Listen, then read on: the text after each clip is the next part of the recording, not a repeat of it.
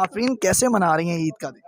ऐसे ऐसे ऐसे ऐसे ऐसे ऐसे बचपन जैसी ईद तो कभी भी नहीं आ सकती। 100 रुपये अम्मी से मिलता था, बाकी सब रिश्तेदारों से किसी से 10 मिल गए, किसी से 20 मिल गए, कर कर आके 200-300 हो ही जाता था। सबसे पहले जाती थी चूरन, इमली, पापड़ लेने के लिए।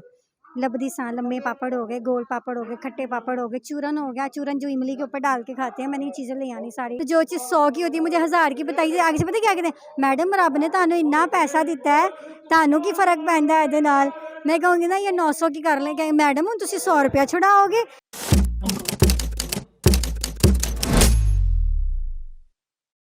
अस्सलाम वालेकुम नाजरीन, मैं हूं कुर्बान प्रिंस और आप देख रहे हैं इनर पाकिस्तान। नाजरीन, इस वक्त हमारे साथ मौजूद है पाकिस्तान थिएटर इंडस्ट्री की क्वीन, खूबसूरत अदाकारा, शोखो चंचल हसीना अदाकारा आफरीन खान। उनसे गुफ्तगू करते हैं और जानते हैं कि वो ईद का दिन कैसे मना रही हैं। अस्सलाम वालेकुम। वालेकुम सलाम। सबसे पहले ईद मुबारक। खैर मुबारक। आफरीन कैसे मना रही हैं ईद का दिन?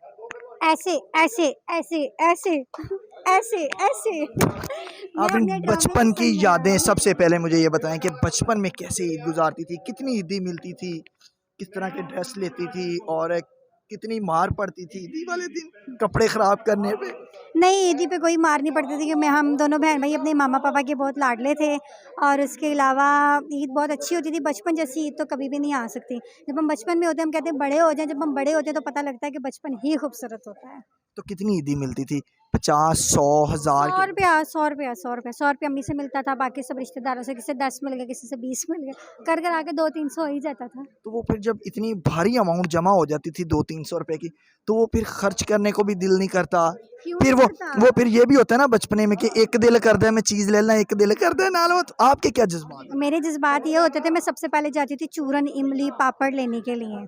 लबदी सा लम्बे पापड़ हो गए, गोल पापड़ हो गए, खट्टे पापड़ हो गए, चूरन हो गया। चूरन जो इमली के ऊपर डाल के खाते हैं, मैंने ये चीज़ें ले आनी सारी, टॉफ़ी वाले डब्बे ले आने मेरा तो ऐसा बचपन था। और अब जब ईदी देना पड़ती है तो कैसा लगता है? तब भी अच्छा लगता है कि अल्लाह पाक ने जो है इतना बड़ा रुतबा दे दिया हुआ है। मगर ये है कि फिर रिस्पॉन्सिबिलिटीज़ बढ़ जाती हैं, वो लाइफ नहीं होती जो बचपने की होती है। मगर खुश हूँ मैं कि शुक्र है अपने घर की बड़ी हूँ और अल्लाह पाक बाइज़्ज़त तरीके से सब कुछ पूरा कर रहे हैं। तो ईद पर क्या सरप्राइज़ दे रही हैं अपने चाहने वालों को? सरप्राइज़ मैं आइटम को लेके दे रही हूँ।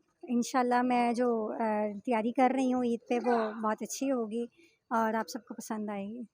तो अब जब बड़ी हो गई, स्टार हो गई, तो ईद की शॉपिंग करने के लिए मुश्किल नहीं पेश आती? जब मार्केट में जाती हैं, लोग देखते हैं, कुछ लोग फैंस फरमाइश करते होंगे हमने तो सेल्फ़ी लेनी है, कुछ कहते होंगे कि मैडम आप हमारी दुकान से शॉपिंग करने आई हैं। नहीं नहीं, हमने पैसे नहीं लेने, हमारे लिए एजाज़ है कि आप आई हैं। तो कुछ रेट भी बढ़ा देते होंगे देख के, तो कैसा एक्सपीरियंस रहता है वो शेयर करें? आज तक मैंने सेल्फ़ी से किसी को मना नहीं किया और मैं खुशकिस्मत हूँ कि मैं जब मार्केट में जाती हूँ तो मुझे आधे से ज़्यादा फैमिलीज़ और उनकी बेटियाँ वो तस्वीरें बनाने का कहती हैं। ये मेरी खुशकिस्मती है। उसके अलावा रेट की बात रही, तो जो चीज़ 100 की होती है मुझे 1000 की बताई। आगे से पता क्या कहते हैं, मैडम रब ने थानू इन्ना पैसा दिता है, थानू की फर्क पैंदा है इहदे नाल। मैं कहूँगी ना ये 900 की कर लें, कहें मैडम हुण तुसीं 100 रुपया छुड़ाओगे। मैडम थानू ते अल्लाह ने इन्ना दिता है। यार हम भी मेहनत से कमाते हैं और बस अब क्या बोलूँ। इस दफ़ा ईद पे कितने ड्रेसेस बनवाए हैं और कौन-कौन से कलर के बनवाए हैं? मेरी एंट्री है इसलिए एंट्री ड्रेस बनाया है, 2 गाने हैं इसलिए 2 ड्रेस गाने के बनाए हैं। और बच्चों को अपने को कितनी ईदी दी है? बच्चों को ईदी तो हम देंगे ईद के ऊपर, मगर बच्चों की शॉपिंग साथ-साथ जारी है। आपको पता है आम रूटीन में भी बहुत शॉपिंग होती है ईद को लेके, तो हर आए दिन कुछ ना कुछ लेते रहते हैं। आखिर में क्या पैगाम देंगी हमारे चैनल के देखने वालों को, अपने चाहने वालों को?